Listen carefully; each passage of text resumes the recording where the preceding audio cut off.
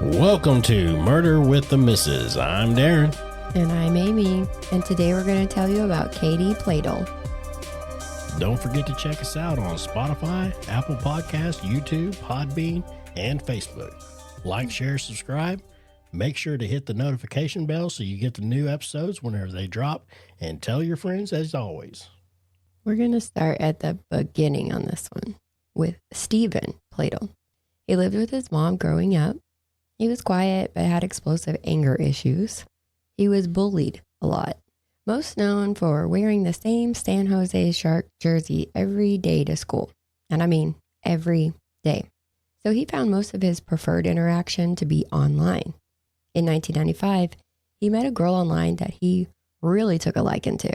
And this was Alyssa Garcia. Alyssa was 15 and a sophomore in high school in San Antonio.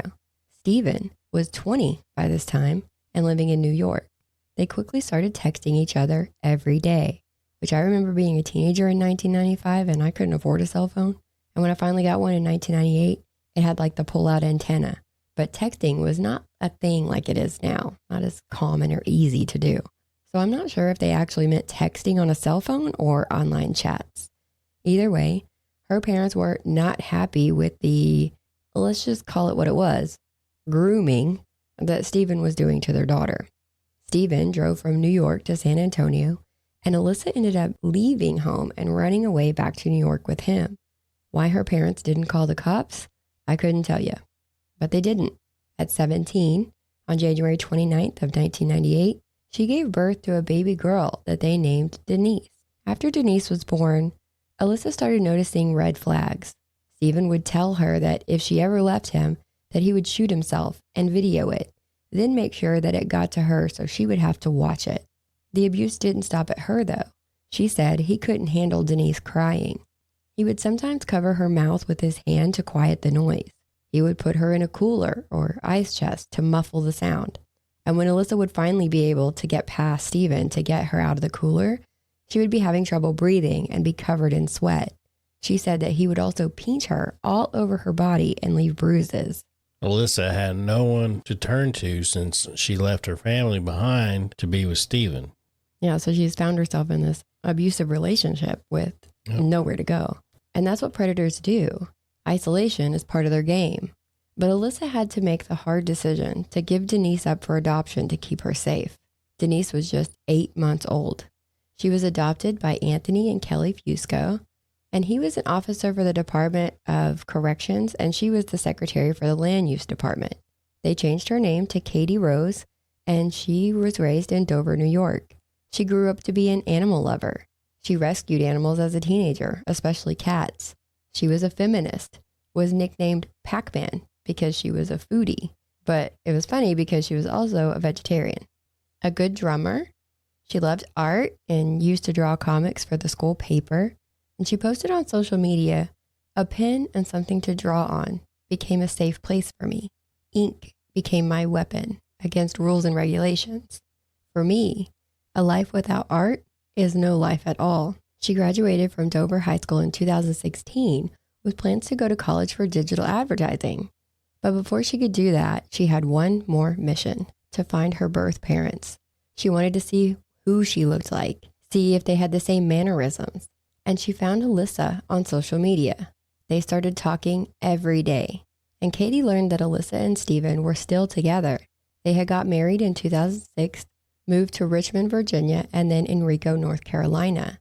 They had their second child in 2007 and their third in 2012.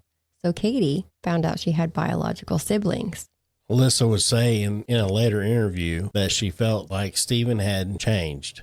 He wasn't as bad with the other two kids as he had been with Katie. Katie.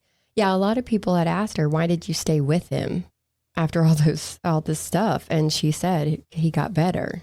He wasn't great. He still did things, but it wasn't to that extreme where she thought he was going to kill them kids. And that is, like I said, that doesn't mean he was an angel. He just wasn't as physically violent. He spent most of his time in a bad mood. Yelling, punching walls, and breaking things was a common occurrence at their place. One time, a neighbor's cat came into their garage and, trigger warning, he beat the cat with his fists and possibly some tools that he had there and then threw it in a dumpster instead of just shooing it away or taking it back to the neighbor. Oh, yeah. No, he's doing a whole lot better. Yeah, he's doing great. So great. Yeah, let's just stay together. Yeah, let's going, buddy. Get married, have kids. Let's do the things. His anger kept him from being able to keep a job, so he decided to stay home while Alyssa worked multiple jobs to financially support the household. Their oldest daughter, in their care, had special needs, and Steven would regularly call her the R word and stupid, but Alyssa was scared to leave. See, so it wasn't necessarily like, oh, he's great. She just was scared that if she left, he was going to do something. They didn't even sleep in the same room at this time. Alyssa slept in the bedroom and Steven slept on the couch. But Alyssa didn't tell Katie any of this. She didn't want to scare Katie off. With them in North Carolina and Katie in New York, there was enough distance that she could keep this side a secret. But Katie decided to make a visit after graduation. Her adoptive parents didn't think that that was a good idea, but Katie was 18 and legally able to make her own choices. So she flew to North Carolina. After meeting them, she decided that she wanted to take a gap year instead of going to college in August, and she stayed in North Carolina to get to know her bio family. All her adopted parents could do was be supportive. None of them, including Katie, knew how Steven really was. Yeah. Alyssa was kind of hiding that side. They could have begged her to be like, don't go. I'm sure they did, but she was 18. They couldn't do anything about it. She can make her own choices. They could have went with her. I would have definitely went with her. Yes. 100%. But, kids be doing kid stuff. And everybody, when Katie got there, everybody was on their best behavior. Katie was given her own room. She didn't have to work. Steven didn't have to work. So they stayed home together all day with the younger kids while Alyssa was gone all day working. Steven and Katie were able to get closer than Alyssa and Katie could because she had to be gone so much to support everyone. But Alyssa noticed that Steven had been changing too. Not long after Katie moved in, she said Steven started dressing younger, wearing skinny jeans and tight t-shirts. He let his hair grow long and shaved his beard off. And she was picking up on some of his old grooming patterns. 6 weeks after Katie moved in, Steven slept on Katie's bedroom floor. When he did it again the next night, Alyssa had a talk with Katie. She let Katie know about the other side of Steven, the abuse, the way he used to treat her when she was a baby, and that was the reason that they had to give her up for adoption. Katie wasn't worried about it. She wasn't afraid of him. Katie even told Steven, and he turned it around saying that Alyssa was the abuser in the house, not him. Since that didn't work, Alyssa confronted Steven, and that sparked an argument that was 2-on-1, with Alyssa being yelled at by both Steven and Katie before the two stormed out. The only thing that changed was that now Alyssa was the bad guy. Yep. She's the one who tried to raise the red flag and be like, hey, I was sugarcoating everything, but he's not a good guy. And they both turned on her. So 3 months later, in November of 2016, Alyssa took the two younger girls and left. She filed for divorce, but the two girls still got to come visit Steven on the weekends. One day, in May of 2017, Alyssa came across her 11-year-old daughter's journal, and she read it. It said that Steven had made the girls stop calling Katie their sister. They now had to call her their stepmom, and that Katie was pregnant with Steven's baby. This is his biological daughter that he has now gotten pregnant. Steven had told the girls to keep it a secret, or the kids at school would make fun of them. Alyssa was floored and furious. She called Steven and asked if Katie was pregnant with his baby. He said he thought she already knew that they were in love. She asked if the reason that he was trying to rush the divorce with her was so that he could marry Katie. And he said yes, that her family didn't really like it, but they had come to accept it and were choosing to support their decision. So Alyssa called the cops. On May 31st of 2017, the police opened an investigation on the couple. Steven and Katie had moved to Knightsville, North Carolina, and started living openly as a couple, holding hands and kissing in public. Here, they had nothing to hide. And then on July 20th of 2017, Katie posted on Instagram and Facebook that she had just married Steven in Parkton, Maryland. They had lied on the paperwork saying that they were not related. Katie was 8 months pregnant at this time, and she posted the wedding photos. There she was in a black dress with Steven, her adoptive parents, and his mom. Her adoptive uncle, which would be Kelly's brother, later said that Anthony and Kelly knew that if they tried to separate Katie and Steven, that they would just find a way to be together. So they decided to accept it and be supportive. On September 1st, 2017, Katie gave birth to their son, Bennett. This is so gross. I know. Well, it's one of those stories. And it wasn't until January 27th of 2018 that arrest warrants were issued for Steven and Katie. Both were arrested for incest, adultery, and contributing to delinquency. Bennett was placed with Steven's mom, Grace. And this is when the case went public. There was a lot of backlash in the media. And Steven's lawyer said, "This case is an 18-year-old girl who shows up at the doorstep of a 40-year-old man who's going through difficult times with his wife. They have a bond because they're biologically related, but they never knew each other before they had a sexual relationship. He was head over heels in love with her so much that outweighed the issue of them being biologically related." Now, I went through that line by line. The fact that he says 18-year-old girl and 40-year-old man shows an issue right from the start of his little speech. Saying he was going through difficult times with his wife. Does that mean that this would have had a different outcome if Steven and Alyssa were getting along? No, it doesn't. They had a bond because they were biologically related, but they never knew each other before they had a sexual relationship. Well, they knew they were father and daughter before they had a sexual relationship. Is that not enough? And he was so head over heels in love that it outweighed the issue of them being biologically related. Sounds like he couldn't help himself. And this sounds like the same bullshit that pedophiles say when they say a 5-year-old girl was flirting with them. It's all predator behavior. Don't forget that, Alyssa was 15 when they started their relationship. And sounds like he likes teenagers. Yeah, he obviously has a type. But, the whole thing was, they can't sit there and say that I didn't know who she was. No, they didn't say they didn't know each other. He was basically saying he didn't raise her, so it's not that big of a deal. Yeah, but the way it was saying, it was like, oh, she showed up on the doorstep and I didn't know who she was. True. The whole thing was she had to call and be like, hey, is it okay if I come down for a while? Right. He knew she was coming. He knew who she was. Exactly. That's why I said they knew they were father and daughter. Yeah. That should have been enough. Nasty motherfuckers. And then the freaking adopted parents going, boy, I'll tell you what, I could go left field all the way on this one. Yes. This is nasty. It's hard to believe that this is actually acceptable to some people. Mm-hmm. But to each their own, I guess. Nope. But it is illegal for a reason. There's a reason. But it seems like Steven liked young, impressionable girls that he could manipulate and control. Well, his lawyer was paid to support the couple. Others were not. They chose to do so willingly.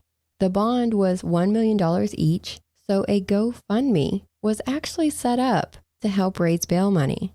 And there was a change.org petition started called Release Katie Pladl from Police Custody. She married the man she loves. Bullshit. It gets worse. Hang on. It says officials involved in her detention are committing a crime against humanity.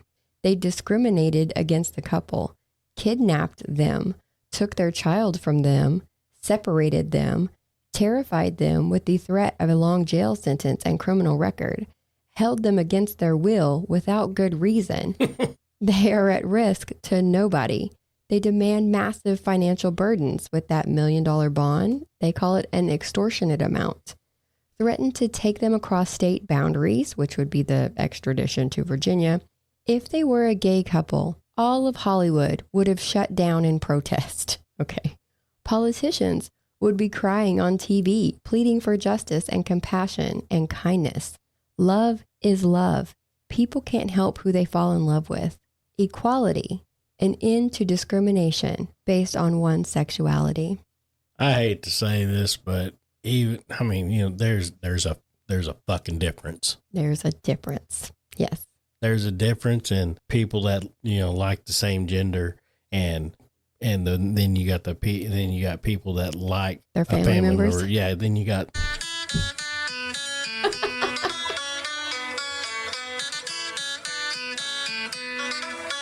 And the banjos are back. Just saying, because that's what you get. Now, on this change petition, there were 25 supporters. And there's a section for reason for signing. And commenters were saying things like, loving consensual relationships among adults should not be criminalized. They're adults. This was a case of conscientious adults entering into a mature relationship. What's the harm? And then someone lists off all the countries where incest is not a crime. Where is it? There's a lot. Oh, is it? A lot of other countries, yeah. Oh, countries. I couldn't list them all. Countries. Yeah, countries. Okay, yeah. Yeah, other countries Well, where you know it's what? legal. Then move to that damn country. Exactly. You know what I mean? If that's what floats your damn boat, then move over there. Good Lord, because I don't see it. But anyway. Darren's riled. Man, that's just nasty. It's nasty. Why? No. Well, believe it or You not. You made that child. Yes. And now you're going to tell me You made that child. Obviously did not like that child. and then she comes back later on, and all of a sudden you're head over heels for Now that that child. she's a teenager. And I'm going to put a side-by-side picture, and you can tell they're related. You can tell. So does Bennett, the new child, does it have problems? Nope. There were no reported problems with Bennett. No reported problems. He was born with no problems. There was no problems. Happy, healthy baby. It can happen. It can happen. Sometimes it does not, which is another issue. There's big differences. Yes. There's big differences. I don't want all these people coming at us. They will. Like, oh, you should be more open to this. There's a big damn difference. We're open to a lot of things. Yes. If it's like a far distance cousin and something fucking happens like this or whatever, okay, whatever. I'm not in whatever. That's not me, whatever. But it's more understandable because you might not ever met that damn cousin, and then you guys might show up to a damn family reunion one day and be like, oh, why is Uncle We know somebody that happened Fetus doing here? You know what I mean? We know somebody that happened to. But I'm just saying that is understandable. But whenever it's a father-daughter, and they know they may not have been together their whole lives, but they know who the other person is. She literally went and found her biological parents. Yes, they knew their relation. Yes. Unacceptable. That right there is unacceptable to me, in my eyes. I gotcha. If y'all want to hate, you hate. I don't care, because you know what? I can hate right back. I don't give a damn. We've always told our kids that if you find somebody to love you and that you love and they treat you right, great. I don't care what gender they are. I don't care what race they are, but I do care if they're in the family tree. You damn right. I haven't ever said that last part, but I think I need to start including that. We need to set the boundary. Well, I mean, that's the whole thing. I mean, because it might be like 6th, 7th, 8th cousin or something like that, and it might not be that big of a freaking deal. You know what I'm we're all related if you break it down. Yeah, somehow or another, we're all related. But when you get into that like first, second, third cousin type thing, it gets a little shady. It gets a lot shady. You know what I mean? I'm just like, you guys got to know your boundaries. Come on. Know your boundaries. Yes. Because you don't want family reunions just to turn into a family dinner. Just showing up and be like, hey, we're here for dinner. Here for Sunday dinner. Yeah, it's not family reunion no more. It's just dinner. Yeah, there's a line. The United States is not listed on that list that she was talking about as far as countries that allow it. So they were breaking the law, however you look at it. Yeah, either way. Either way. They're talking about how the government kidnapped them and they were breaking the law. No, they got arrested. Yes. For breaking the law, which that's what it is. And here's my thing. If you're talking about these countries that allow this, that allow incest, how do you keep pedophiles from having kids just to raise them and groom them to be their future spouses? Like, and you know where's the line? A lot of them countries that do allow it, it's to secure bloodline. Yeah. That's the only reason. Yeah. But it's not parents and kids, is it? It's like cousins and stuff, right? I don't know. Oh my God, I'm gonna have to look this up now. But seriously, it's to secure the family bloodline. You don't want any riffraff getting in there, like commoner folk. But I'm pretty sure these people were not. They weren't running countries. They were literally in North Carolina. No, he's they're in North Carolina and he's beating his fucking kids. And the neighbor's cat. And beating the neighbor's cat. Yeah, so was PETA on that deal? They should have been. People free of Free the Parents? They definitely were not on that list. So parents can sign for like in the countries where it's legal, parents can sign for their kids to get married if they're underage. So it's pretty self-serving for someone to be able to breed a victim, sign for them to be married like to their 16-year-old daughter or son, and then it's no longer abuse. Or like in Massachusetts, you can sign for your 14-year-old to get married. And I can't wrap my head around that. But anyways, the pair did bond out under court order. They were not allowed to see each other. Katie was ordered to go back to her adoptive parents' supervision in New York, and they barred Steven from entering the state of North Carolina, so he had to get a hotel room in Virginia. They did eventually lift that restriction, so he moved back to his house, which was right down the road from where his mom had Bennett. And there were no restrictions regarding Bennett. They could visit him or whatever anytime. On April 11th of 2018 at around 7 p.m., Steven called Grace saying that he was coming to pick up Bennett and take him to Katie so that she could take care of him now that they were out on bail.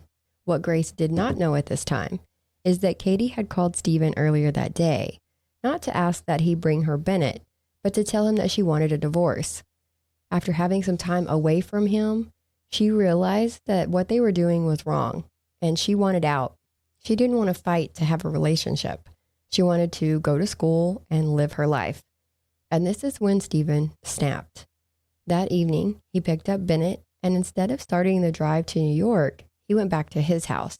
The next day, he drove a rental van the roughly 600 miles to New York. For extra money, Katie would clean her grandparents' house in Connecticut every Tuesday and Thursday. Yeah, and Steven knew this. So there's surveillance footage of the van that he had rented in a liquor store parking lot that was close enough to watch Katie's house. You can see Katie and Anthony pull out of the garage and past the liquor store. And then you see the van pull out behind them. Steven followed them, and when they stopped at a stoplight, he pulled up beside them and opened fired on their truck with an AR-15 before driving off. Witnesses called 911, and then Grace called 911. She had got a phone call from Steven at around 8:45 telling her to send the cops to his house. They would find Bennett's body, but he told her not to go herself. He didn't want her to see it. He told her that he killed Katie and Anthony. And this poor woman, heartbreaking to hear her, because she has no idea what's going on. And police arrived at Steven's house to sadly find 8-month-old Bennett in the closet. Medical records for minors are not public, so an actual cause of death is not available. But news reports allude to it being a shooting. 56-year-old Anthony and 20-year-old Katie died from multiple gunshots to their heads and torsos. And this was around 8:40. Police started looking for Steven, and it didn't take long. They found the van at 9:15 with Steven inside. He had died from a self-inflicted gunshot wound. He was found in just over 30 minutes from the time of the shooting. Yeah, he did. So at least they had a good, fast response. They did. Well, they didn't really have a choice because this was so public. Yeah, but I mean, usually it's like a day or two or something like that, before they find the person or whatever. Yeah, but he was pretty close. Yeah. He didn't go very far. Well, and they probably tracked the van. Maybe. Yeah. So he found a place, called his mom, and then did what he did. And Alyssa has done interviews since then, and she said that she told the police that he had guns when she called and reported the incest. And she told them he had about 4 or 5, but they needed to check for hidden compartments. And they obviously missed at least one, unfortunately. That's how the case really ends. He just took everybody out, including poor Bennett. Yeah.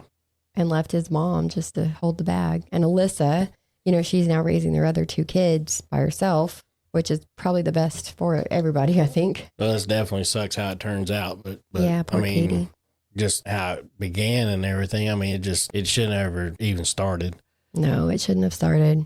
And it was really one of those stories that kind of stuck out to me because it's so, well, we've gone on and on about the incest angle of it, but then for him to take out everybody, including her adoptive dad, I don't know. She thought she was going to come into this loving family and then all of this happened. So much happened. Bad. Yeah. It was just a bad deal all the way around. Yeah, that's pretty bad. Yeah, it kind of just ends too, because where do you go from there? There's nothing. No. Everything happened before he killed him. No, it's pretty much case done. Case closed.